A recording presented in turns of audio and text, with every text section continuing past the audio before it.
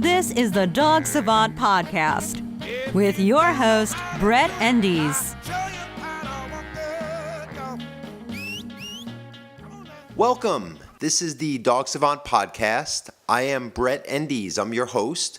This is episode number 33, and today we're going to do a Q&A episode. I've done a few in the past. I myself am a dog trainer.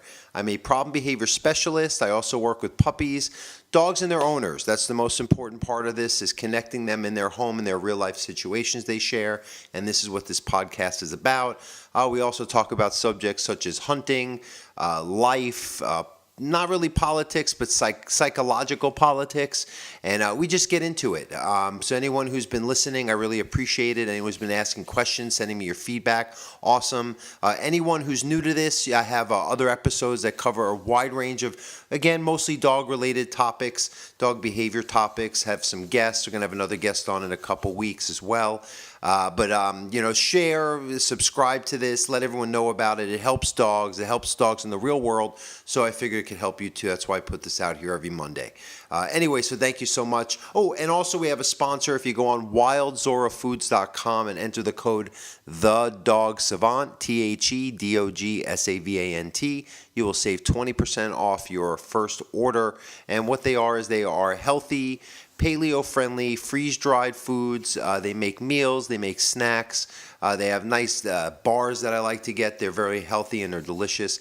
And if you go on their website, wildzorafoods.com, you get 20% off if you enter the code THEDOGSAVANT. So anyway, into the episode. So I saved some of these questions on my phone. Some of them are real-life questions from my actual clients. Some of them are questions that people submit from the podcast or my show, The Untrainables, or just online. But I want to just share some of these real-world type of Q&A situations that might be able to help you if you're listening and you may be struggling with some problems with your dog as well. Okay, so the first question. We have a puppy who is 4 months old, and we are feeding her 3 times a day. Do you recommend we continue to do this, or should we switch to twice a day? What I would recommend is continue to do this, especially a large breed puppy who needs more continual nutrition throughout the day. But then you can go to 2 times a day once the dog's about 6 to 8 months old. But keep it up now for at least a couple more months. And always remember, structure the meal times. Make sure your dog doesn't anticipate food. Make your food times a little bit random. Don't do them right on the clock the same time every day, or your dog starts building this kind of internal anticipation, and it just can lead to a lot of food-related issues. So structure your dog's meals, do it 3 times a day, switch to 2 times a day if you like once the dog's about 6 to 8 months old. Let's see, okay, another question. Okay, my dog barks at me when I ask them to listen to commands, or I start initiating the place training, which I've been told helps establish leadership and structure. Well, it absolutely does, because this is what I teach my clients in the real world too. However, you have to make sure, because a lot of times when you're starting a training plan, there's been some habits formed both in everyday life and how they interact with you or other people around them in certain situations, but they also have a relationship with you that has to change. So you can't train your dog, even if you train them well and consistently, and then later that day baby them, let them get away with breaking the rules. So you really have to be, at least I always tell people 2 to 4 weeks minimum, very consistent with a lot of structure, your dog having to work for all of their needs, everything on your terms, everything in order, not letting the dog rush up to your personal space, not letting them on the furniture, feeding them in a certain order, going through doors first, walking them in a structured way. Very full spectrum, especially if you're dealing with dogs that struggle with some real behavior problems like reactivity, aggression, separation anxiety. You've got to be really thorough if you're going to fix this. That's why most dog training fails. It's because it ends up focusing on just the actual problem, or avoids the problem altogether and just waits for it to stop and then rewards it, and there's never any kind of resolution to it long term.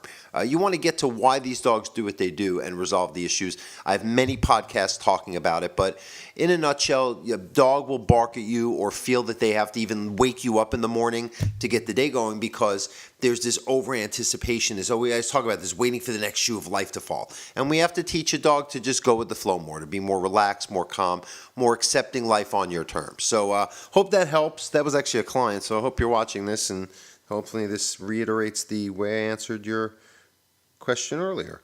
All right, let's see. We have some other ones here. Okay, this is a rough one. I have a crate for my puppy, and I'm going through all the steps of potty training that it says to do online, and my local trainer has been instructing me. However, he is still peeing in his crate. No matter what I do, when he gets excited, he pees, and he doesn't mind even rolling around in it. What am I supposed to do if he doesn't do what normal puppies do? Yeah, I remember that one because that's a very common question, and it's very challenging as a dog trainer because usually if you just use the proper tool and teach the owner to apply it consistently, you'll eventually fix a problem. Especially something straightforward like potty training, because most dogs, even puppies, will hold it in a small space, or even if you keep them in a place or a small room on a leash, it tends to get them to wait it out till they are outside and have the right opportunity and space to go to the bathroom. And we've done many podcasts, videos, talks, writings on potty training, puppy training as well, if you want to look back into more details on that. But anyway, first you want to rule out any medical issues, okay? So a lot of these dogs will be peeing or even pooping in their crate because there's something going on internally that isn't training-based. So you have to always resolve that first. And if it is something you need to accommodate, you take the puppy out more frequently until you get that figured out. Also, you want to make sure you're not giving mixed messages. You don't want to put pee pads in the crate. Sometimes even bedding in a crate can seem like something they can absorb the urine in, or they can cover it up. Even like go on a pee pad and then like stand away from it. Something in their mind that they're making the crate stay clean while still being able to accomplish going to the bathroom in it. You don't want that either. So you have to, make sure the crate's the right size, make sure the bedding is proper, or even no bedding initially, just to test it to see where your puppy's at or your adult dog is at.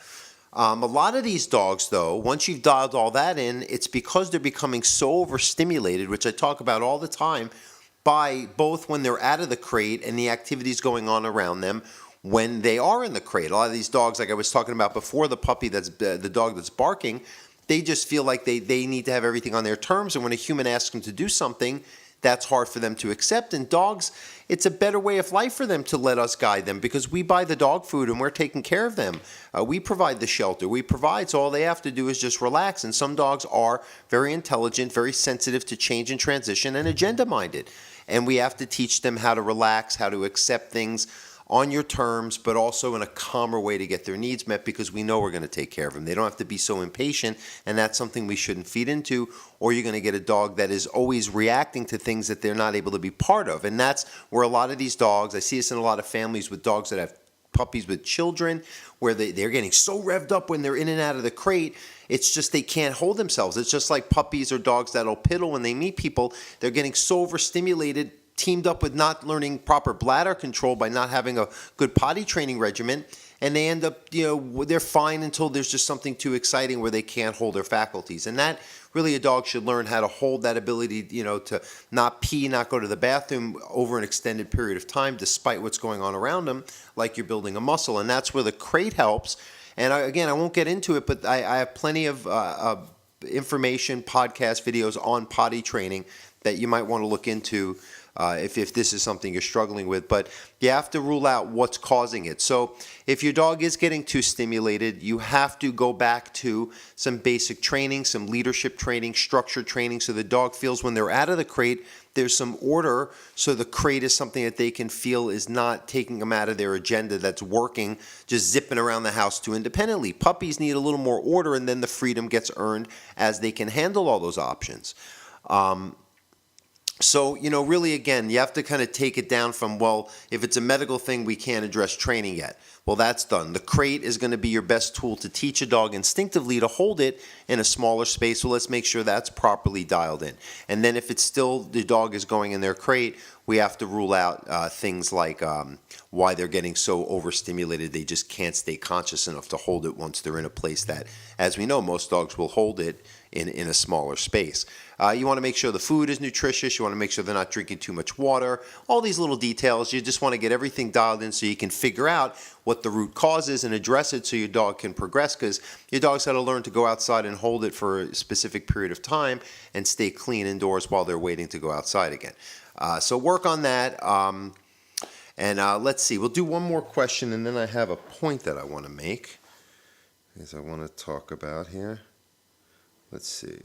Okay. Oh, I just got a text from a client. Let's do it. This is a real-time client with a video. So, okay. Greetings, Brett. I don't want to say names for the sake of anonymity, so, but I will use, what a good coincidence. Okay. Both dogs are doing really well.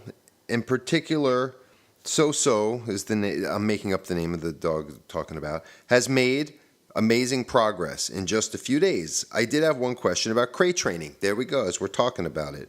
I'm attaching a video of a little tantrum she had last night as we were hoping she would go to sleep. She mostly seems like the crate during the day, and has no problem in it whatsoever. But last night she kind of freaked out a little bit. I basically let her throw a tantrum and ignored her. I just wanted to check with you to make sure that this is the right approach when she does stuff like this, which hopefully not be often. Many thanks. Okay. I'm going to voice record this because this is going to be my organic response to my client. Period. So the reason why dogs will resist the crate at sometimes is because they're used to being independent. Like I was just saying, at times where the crate is the only order that they feel, and they should learn that it's not the worst thing as long as their needs are met and they get enough movement, exercise, and attention when they're out of it and throughout the day. It doesn't always have to happen when they feel it has to. What I'm assuming is that because it is really good that she is accepting the training and the order in the crate throughout the waking hours. At night, there might be where she is either used to being on the bed or used to being in another space, or just used to getting more of her own agenda to work and anticipating or maybe patrolling the house overnight during these times. So the crate is something that she feels this isn't a time or place where I can resist. And since I know we had just met a couple days ago, if you give it some more time and continue to remain consistent throughout the waking hours, she should start learning to accept the crate. Something just as a simple logistical. I got to get this voice text to catch up with me for them. See, you guys in this podcast, you know how much you're helping me. Last time it was the book, and now you're helping me answer my client questions. I'm going to have to do a lot of typo corrections here, though. One other quick fix, I'm going to just reiterate that, is to put the crate in the bedroom or whatever room you're putting it in overnight if it's not a space where she normally goes during the day, just to get her used to that one room. Dogs are very black and white specific when they learn or accept something, so they can learn to be fine with something in one room, for instance, but in another one they might have a challenge. So try all these things, even feeding her in the crate in the room, or just doing more mock-ups where you can have her in the crate and then go lay down. But really, from what it sounds like, if she's improving it, even after a couple days of us getting started, she'll just continue to accept it if you can just deal with a couple nights of inconvenience. Okay, well that's great. So that hopefully helped you guys too, because a lot of people, their dogs not so much will pee in the crate, but have a lot of just resistance to it, or resistance at certain times. And there are some ways that you just have to acclimate them. Other ways they have to learn to accept the inability to make a move independently because you're leading them through life when they are out of the crate. Usually place training and leadership training will help with that, at least initially when you're starting a training and behavior protocol or rehabilitation program. Okay, so that was that. That's good 3 questions Q&A. And now the last thing I want to talk about is my YouTube. A lot of you may be watching me on YouTube, and I have a channel with a lot of videos, and over the years I've posted some info. A lot of them are just me talking about concepts that I experience in the real world working with clients. Anytime something I talk about has been applied, unrelated people tell me it's working and their dogs are happier and their lives are better because of it. So I like to share the information. And really, most of you have been great on YouTube. I'm getting more subscribers. We're actually almost at 1,000 now, which is pretty cool.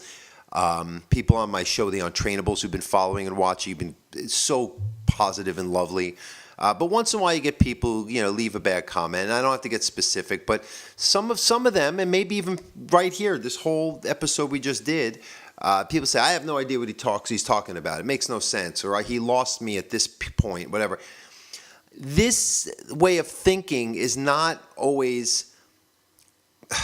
It's a little abstract to relate to how something else sees the world, which is a problem many people have. So sometimes people have their own confirmation bias, their psychological schema, driving them to think or see things a certain way. And I talk about this in so many episodes, and so many other things that I regard. Even with my own clients, we talk about this, at least how it relates to dogs. And these are the first people who react in such a negative way, or they say such terrible things, that if they just maybe just open their mind a little bit, because a lot of these people are the ones, when you look at them, they come off as they are so good and spiritual, and they've got the dogs, and they're doing such great things in the rescue, and I love, and it is great. It's all feeling. But, when it comes down to it, you're taking someone whose words are genuinely, I've been doing this a long time. I say the same things verbatim in the real world with my clients I see every day as I do to you guys here.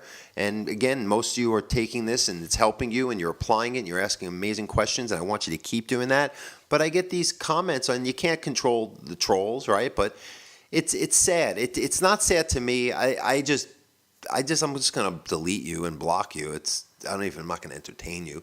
But it's sad that people are so ignorant that when they don't understand something, they either try to learn more about it or ask an intelligent question, or they just want to seem like they're smarter than. And from what I'm seeing in the few people that have made these comments, I don't see much going on, And I go focus on your life and see what you're doing, and put some stuff out there. Put yourself out there. I'm doing this just to give free content for people who I might help a dog or two, other than the people I do, for my job. And it's just something I want to comment on.